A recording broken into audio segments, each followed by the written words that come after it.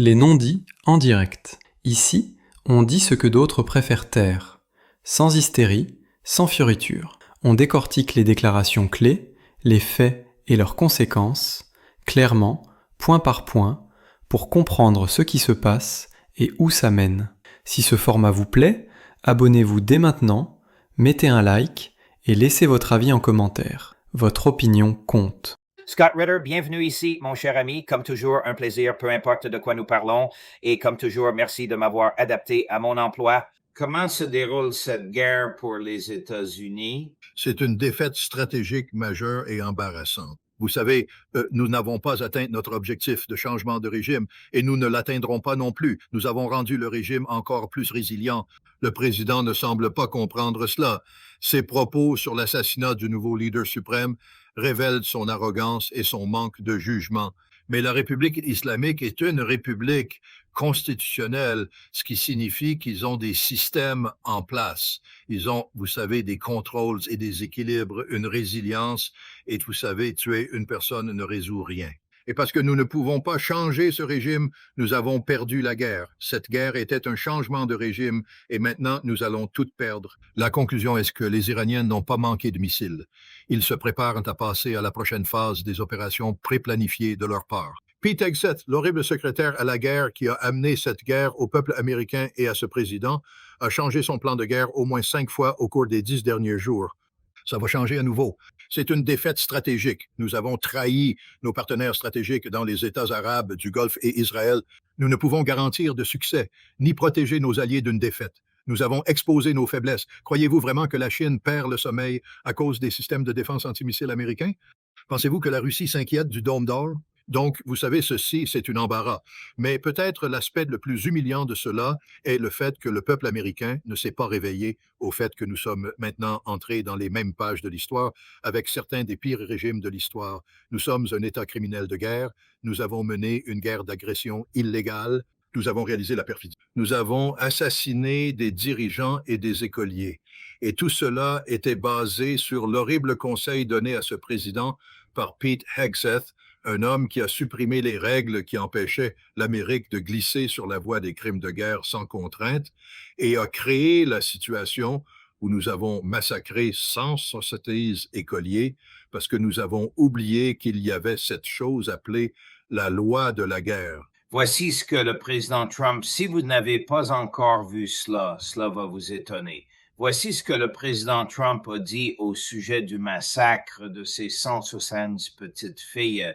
Les États-Unis ont-ils bombardé une école primaire pour filles dans le sud de l'Iran le premier jour de la guerre et tué 175 personnes? D'après ce que j'ai vu, cela a été fait par l'Iran. Est-ce que vrai, M. Xamiran, fait cela? Nous enquêtons certainement, nous enquêtons toujours, mais le seul côté qui cible les civils est l'Iran. Nous pensons avec certitude que cela a été réalisé par l'Iran? Très inexact. Comme vous le savez, avec leurs munitions, ils n'ont aucune précision sur ce que l'Iran a fait. Bon, si vous prenez la vidéo et la ralentissez, vous verrez que c'est un Tomahawk. Comment l'Iran a-t-il pu le faire? Qui aurait pu lui donner cette information? Sur quoi aurait-il pu la baser? Pour commencer, il comprend bien que le Tomahawk en question représente le deuxième impact, un double coup. Cela s'est produit après que Core Tomahawks ont frappé cette installation. Et selon les Américains, il s'agit d'une installation relativement imposante. Nous, là, nous avons touché 4 cibles là-bas. La frappe initiale, 2 entrepôts dans la main gauche ou je ne sais pas l'orientation, mais si vous regardez une photo, le côté gauche, 22 entrepôts qui étaient vides parce qu'il n'y avait pas de fumée, pas d'explosion secondaire. Nous avons frappé un bâtiment principal d'un hôpital. Hôpital, j'y arriverai dans une seconde. De la fumée s'élevait, ce qui a incité les cibleurs à conclure que les résultats escomptés avaient été obtenus. Et puis, nous avons frappé une autre installation à peu près de la même taille que les entrepôts dans le coin supérieur droit. Il se trouvait que c'était l'école secondaire pour les filles de 6 à 12 ans. Nous avons frappé cette installation, mais il y avait un 5e missile de croisière. Ce sont les Tomahawk Block Force. Le 5e missile de croisière était le missile de croisière d'urgence. C'est celui qui a tourné en rond au-dessus du site en envoyant des images aux destroyers qui a lancé ces missiles de croisière afin que les gens puissent évaluer si les effets souhaités ont été atteints ou non et si ce n'est pas pour reprendre la frappe. Ils ont décidé que les 2 entrepôts étaient insuffisamment frappés parce que vous aviez des trous dans le toit, pas d'installation vide secondaire. Quant à l'hôpital, non reconnu comme tel, il a été touché. La fumée qui s'en échappait signifie que des dégâts majeurs ont été infligés à l'intérieur. L'ogive, avec ses capacités doubles, pénètre et explose à l'intérieur du bâtiment. Enfin, une troisième installation a été frappée, subissant un effondrement partiel. Mais ici, ils ont vu des gens courir autour d'ici. Ils ont vu des gens entrer, rassembler des gens qui venaient hors des rues. Et il a été décidé que ce doit être un site très important. Alors, ils ont envoyé le missile de croisière pour le frapper, mais pas seulement qu'il n'est pas seulement frappé avec un A avec l'A, l'ogive biphasée. Le Bloc 4 a la capacité de prendre du carburant non consommé et de l'utiliser comme explosif combustible-air pour créer un effet thermobarique. Et donc, ce missile est entré dans le bâtiment, non seulement explosé conventionnellement, mais est entré avec un effet de caserne thermique, un choix délibéré fait par les cibleurs. Maintenant, ce qui s'est passé, c'est que le premier missile qui a frappé l'école et la majorité des élèves ont survécu. Certains ont été tués lors de la grève initiale, mais les enseignants ont pris les survivants et les ont déplacés dans le trou de prière qui fait partie de l'installation qui était restée intacte. Ils ont contacté les parents locaux qui sont venus chercher leurs enfants. Ils étaient majoritairement concentrés dans cette salle de prière quand la décision a été prise de retomber. Ce missile de croisière est tombé, a pénétré, a explosé, puis l'explosion thermobarique a frappé. Les parents ont décrit les corps brûlés de leurs enfants dans un état terrible, une action délibérée des planificateurs américains. Les missiles avaient des cibles spécifiques. Une nouvelle grève a été confirmée. Le président américain ment ou reçoit de mauvaises informations. Hegseth connaît la vérité. Pete Hegseth est un criminel de guerre. La guerre doit finir avec Hegseth demi et idéalement arrêtée. Voir les États-Unis, même si nous ne sommes pas signataires du protocole additionnel aux conventions de Genève de 1959, les protocoles additionnels de 1977, nous les avons adoptés comme partie de notre manuel pour le droit de la guerre. Le manuel du droit de la guerre, département de la défense. Et cela nous exige d'utiliser un pouvoir discrétionnaire quand, lorsque nous frappions, nous devons déterminer qu'il n'y a pas de cible civile. C'est une exigence en vertu de l'état de droit. J'ai fait de cibler le combat. Je peux vous dire que nous faisons ça. Nous ne permettons pas à l'intelligence artificielle de choisir ses cibles, de leur attribuer des grilles et de les frapper et de gagner. Mais c'est ce que nous avons fait parce que nous avons éliminé l'exigence d'adhérer à la loi de la guerre. Pete Hegseth a fait cela. En 2023, le ministère de la Défense de Joe Biden a proposé une directive AA appelée Civilian Harm Mitigation and Response Directive. Cela exigeait que le ministère de la Défense, à tous les niveaux, dispose d'une équipe qui examinerait chaque cible pour déterminer si cette cible était ou non une cible militaire ou civile. Nous savons que cette installation a coupé ce site en 2016. En 2016, nous savons que c'est devenu une école primaire. Nous le savions parce que c'était une information publique, mais l'IA ne le remarque pas. Nous avons guidé l'IA pour identifier des bâtiments potentiels pour cacher des missiles ou drones. Une frappe préventive a été menée pour détruire des installations présumées. Résultat, 2 entrepôts vides, un hôpital et une école touchée. Voilà le ciblage. Cela n'aurait pas eu lieu si Peter Hedges n'avait pas annulé cette directive. Si cette directive était en place, nous aurions une équipe de cibleurs spécialement formée pour passer par les renseignements et veiller à ce que nous ne frappions rien qui ressemble à une cible civile. Et c'était une connaissance connue. Nous avons l'information qu'il s'agissait d'une école, c'est juste que l'intelligence artificielle a contourné cela. L'élément humain a été supprimé. Des enfants ont été tués. Pete Hegseth est tenu responsable de ces actes qualifiés de crimes de guerre. Si le président le souhaite, il peut le blâmer. Cependant, il faut des conséquences, car 170 enfants ont été assassinés dans un acte de guerre délibéré, enfreignant lois nationales et internationales. Pourquoi Hegseth a-t-il permis que cela se produise? Parce qu'il veut être mortel. PKXF, c'est l'idiot qui a donné une conférence à 800 généraux et amiraux en octobre dernier à Quantico sur la nécessité de renoncer à l'isme éveillé, à renoncer aux règles. Nous ne pouvons pas être contraints par ces règles d'engagement. Il insiste, nous devons éliminer encore et encore. C'est ce que voulait ce fou infusé de testostérone. Il s'est donc débarrassé des règles pour que nous puissions sortir là-bas et tuer. Eh bien, nous l'avons fait. Nous avons tué plus de 105 écoliers. Ces actions doivent avoir des conséquences. Les États-Unis ne peuvent pas perpétrer de tels actes et s'en tirer impunément. Eh bien, toute la guerre, à mon avis, et je pense que vous êtes d'accord, est un crime de guerre parce que c'est une guerre d'agression. C'est le crime de guerre qui est l'ancêtre de tous les autres crimes de guerre. C'est ce qui mène à ce que Hegseth a fait. C'est ce qui mène au meurtre de civils. C'est ce qui mène à la torture. Je paraphrase en quelque sorte l'argument de clôture du juge Jackson à Nuremberg, dans le procès de Nuremberg, il n'y a aucun doute que ce sont des crimes de guerre. Donald Trump, selon cette analyse, est un criminel de guerre aussi bien parce qu'il n'y a aucune base légale ou morale pour la guerre, selon le ministre iranien des Affaires étrangères. C'était hier, Scott. Les États-Unis ont demandé pour la deuxième fois un cessez-le-feu. Et nous savons qu'ils ont demandé tard, même pas tard la semaine dernière, au milieu de la semaine dernière, ils ont demandé au ministère italien des Affaires étrangères de demander. Les Italiens sont revenus avec, comme vous avez caractérisé, les deux réponses non et diable non. Je ne sais pas à qui ils ont demandé cette fois, mais laissez-moi jouer pour vous ce que le ministre des Affaires étrangères que vous et moi avons rencontré a dit.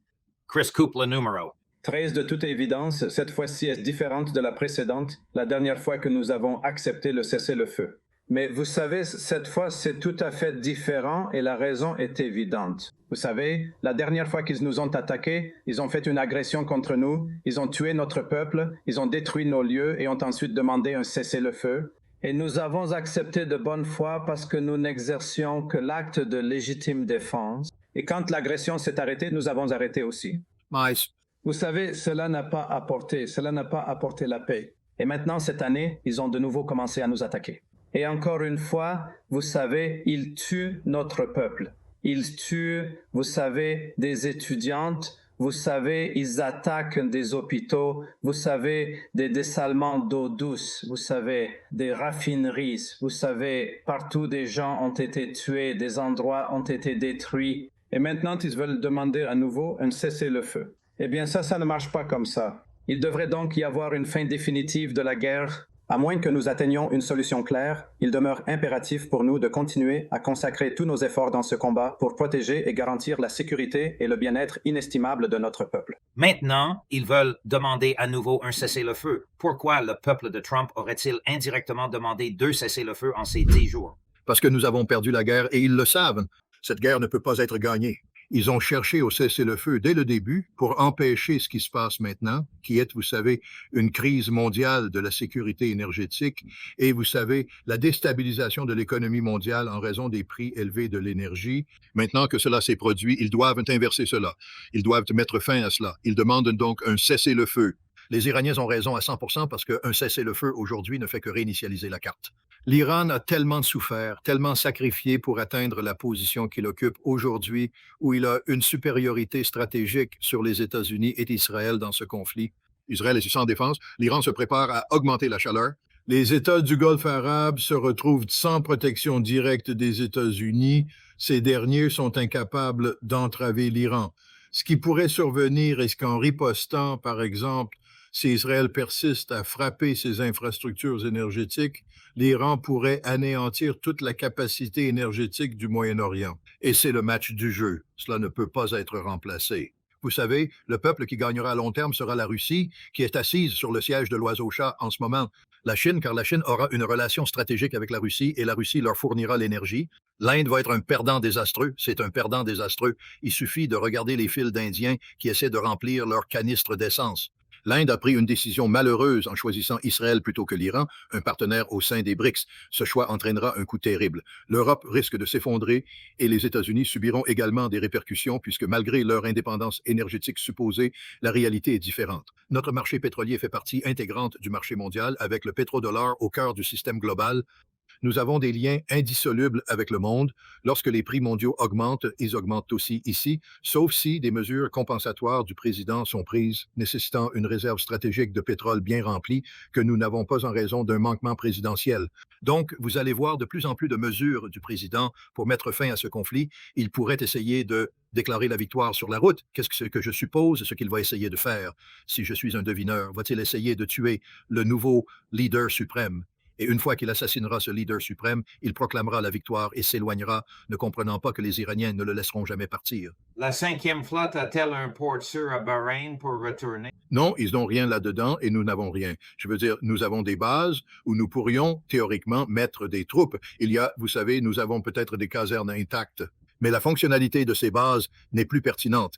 Maintenant, Al-Uzair ne peut plus être considéré comme un centre de puissance aérienne américaine dans la région parce que c'est ce qu'il sera pour toujours vulnérable à une attaque iranienne. Les Iraniens ne permettront pas l'accumulation de puissance aérienne américaine dans aucune de ces installations. Al-Udeid est définitivement vacant. Elle a perdu son efficacité ainsi que ses communications. Les États-Unis ne seront pas autorisés à revenir. Il en est de même pour toutes les bases de la région. Et c'est ce que Donald Trump devra accepter s'il veut un cessez-le-feu, s'il veut la fin de ce conflit. Il doit retirer définitivement la puissance américaine de la région et il doit lever les sanctions économiques. L'Iran ne permettra pas l'ouverture du détroit d'Ormuz à moins que les États-Unis ne lèvent les sanctions contre l'Iran. Une négociation sur le nucléaire iranien pourrait être possible, ce qui serait vital pour prévenir un dangereux mouvement vers un Iran cherchant des capacités nucléaires en réponse aux pressions d'Israël et des États-Unis. Nous devons négocier cette guerre, mais l'Iran ne sera pas celui qui fera des concessions. Ils n'ont pas commencé cette guerre. Les États-Unis et Israël ont commencé cette guerre et ce sera aux États-Unis et à Israël de payer un prix. Je veux dire, Israël, je crois, si l'Iran va mettre son programme nucléaire sur la table et a gagné le droit d'exiger qu'Israël mette son programme nucléaire sur la table aussi. Et Israël n'est peut-être pas en mesure de s'y opposer parce qu'Israël est sur le point d'être renversé. L'Iran a adapté ses cibles stratégiques après avoir affaibli les capacités défensives d'Israël. La preuve en a été fournie hier soir lorsque des frappes ont visé des sites critiques, la résidence de dirigeants israéliens, des infrastructures essentielles comme la centrale électrique de Tel Aviv, plongeant des zones importantes dans l'obscurité. Par ces frappes ciblées, l'Iran envoie un message clair. Il peut toucher Israël où il souhaite et envisage une intensification des attaques avec des missiles lourdement armés d'une ogive d'une tonne ou plus. Tel Aviv est sur le point d'être bouleversé. Maintenant, si Israël veut empêcher cela de se produire, alors Israël doit accepter des conditions de résolution du conflit qui garantissent qu'Israël ne menace plus jamais l'Iran. Et l'une des façons de le faire est de se débarrasser de leur programme nucléaire. L'Iran est-il en danger que les Israéliens explosent des armes nucléaires au-dessus de Téhéran? Je ne pense pas qu'Israël fera exploser une arme au-dessus de Téhéran. Ce serait un geste précipité qui garantirait la destruction physique d'Israël sur plusieurs fronts. Israël pourrait opter pour une démonstration nucléaire contrôlée dans des zones désertiques iraniennes, accompagnée d'un avertissement sévère que la prochaine explosion pourrait viser Téhéran si aucun accord sur le conflit n'est trouvé. Mais l'Iran a rappelé avec l'Atout et Kushner, le duo terrible, qu'il dispose de 450 kg d'hexafluorure d'uranium enrichi à 60%. Ils ont également la capacité de continuer à enrichir, qu'ils ont probablement jusqu'à 564 cascades de centrifugeuses séquestrées à travers le pays. Ils ont probablement brisé jusqu'à 450 kg en plusieurs morceaux, des morceaux de 60 kg qui peuvent être enrichis dans différents endroits. L'Iran pourrait fabriquer une bombe nucléaire dans un délai très court après décision.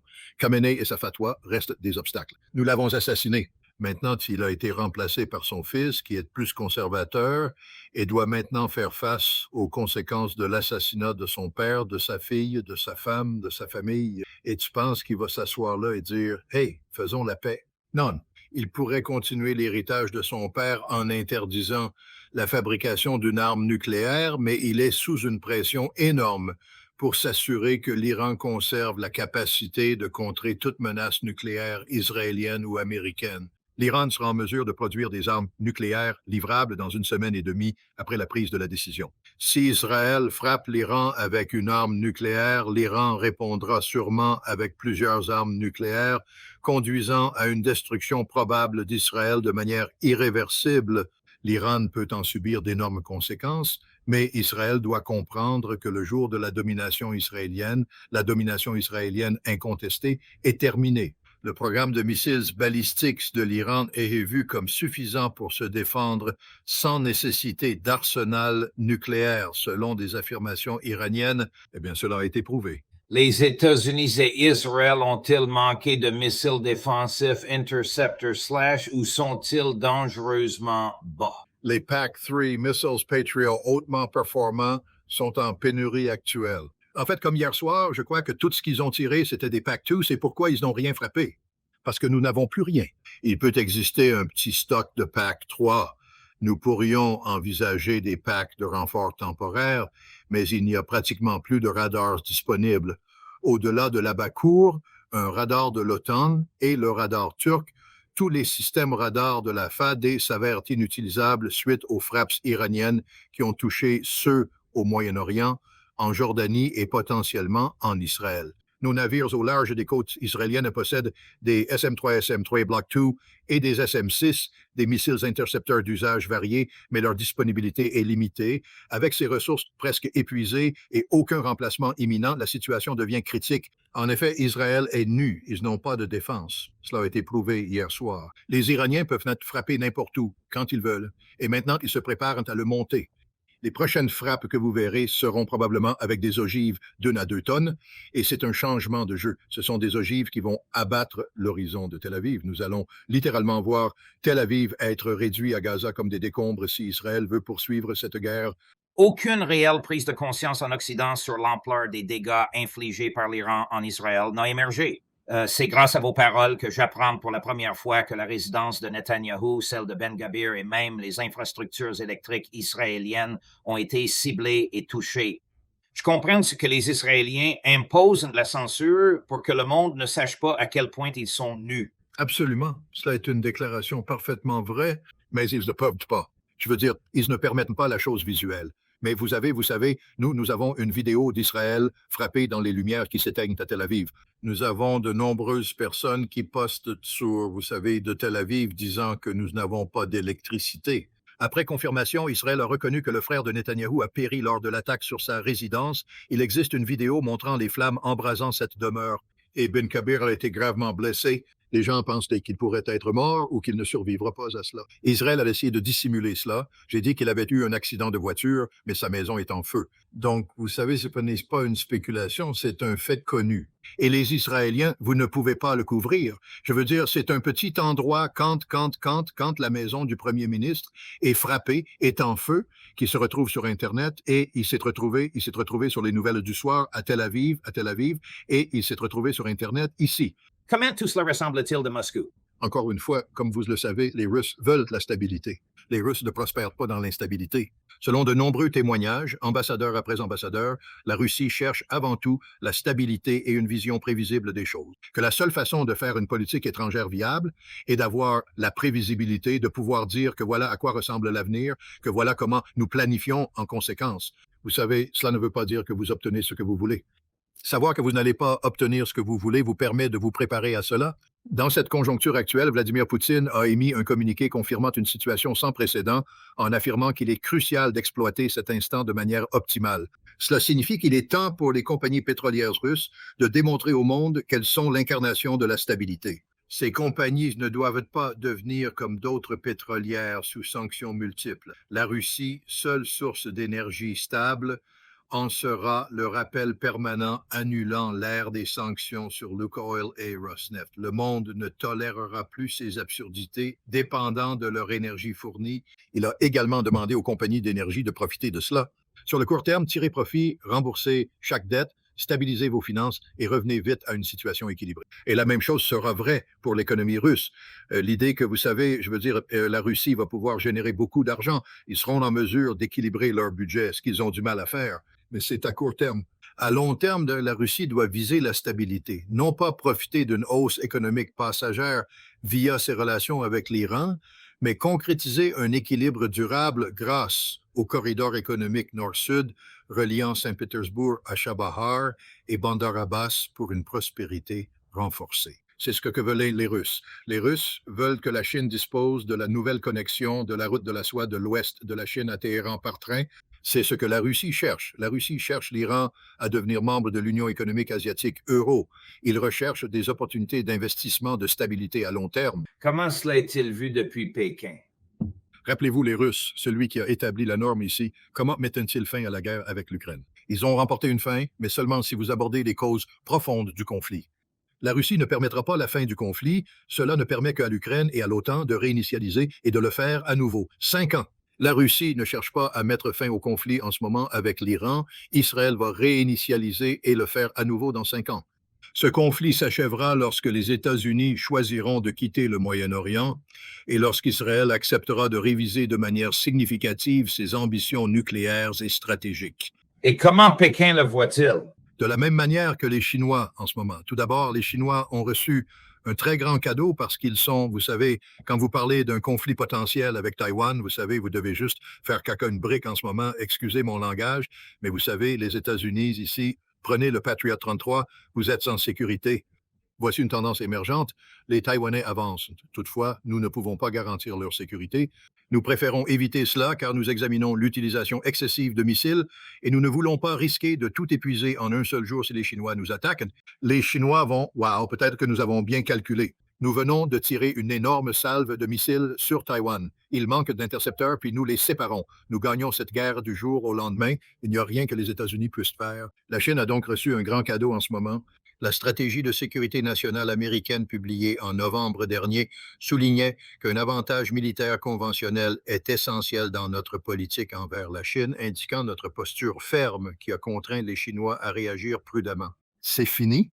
Les Chinois vont mettre la salle de sport. Salut Pete, note bien 315. Notre mec liste 550, donc vous avez fini. C'est un grand cadeau pour les Chinois. Je pense que ce que vous verrez en avril lorsque Jinping rencontrera Donald Trump, si cette réunion se poursuit encore, c'est que les Chinois chercheront à s'insérer en tant que courtiers.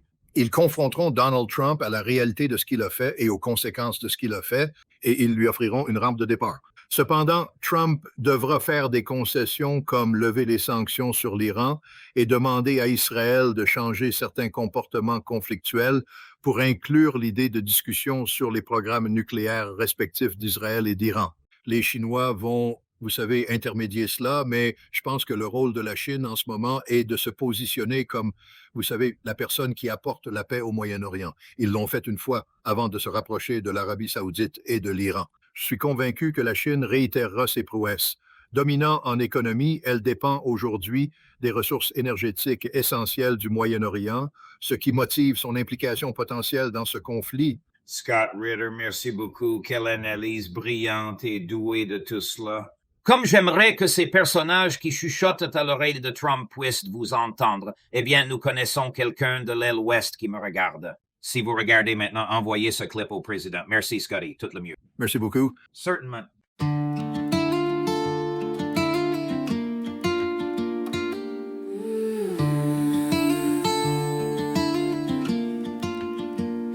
Dans le bruit des écrans, les ombres font la loi. Des titres qui s'allument puis s'éteignent sans voix. On lit entre les lignes, on suit le fil discret. Les mots qu'on n'a pas dit, les gestes qu'on promet. La nuit porte des preuves, des signes à moitié.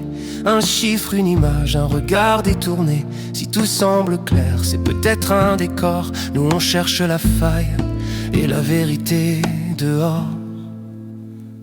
Les non-dits, on les met en lumière. Quand le monde se tait, on écoute la poussière. Les non-dits, on recolle le sens. À froid, sans cri, mais avec exigence. Les non-dits, au cœur de la nuit, on ouvre les dossiers. Et le réel surgit. Des promesses en coulisses, des mains sous la table. Des versions officielles, trop lisses, trop hables. On compte les secondes, on suit les trajectoires. Les cartes se déplacent, échangent d'histoire. Un port, un ciel chargé, un message chiffré. Des alliances qui craquent, des pactes déchirés. Si l'info te traverse comme un courant sans fin, ici on la ralentit pour voir ce qu'elle peint. Les non-dits, on les met en lumière. Quand le monde se tait, on écoute la poussière. Les non-dits, on recolle le sens. À froid, sans cri, mais avec exigence. Les non-dits, au cœur de la nuit, on ouvre les dossiers. Et le réel surgit. On ne vend pas des peurs, on cherche des repères. On sépare le bruit des faits, la scène du mystère. Chaque phrase a son prix, chaque silence un poids. Mais la vérité respire quand on tient le cap droit. Regarde bien la trame, derrière le spectacle. Les détails sont des clés et les angles des actes. Si tu veux comprendre au lieu de simplement croire, reste avec nous, on remonte le miroir. Les non-dits, on les met en lumière. Quand le monde se tait, on écoute la poussière. Les non-dits, on recolle le sens. À froid, sans cri, mais avec exigence. Les non-dits, au cœur de la nuit, on ouvre les dossiers. Et le réel surgit.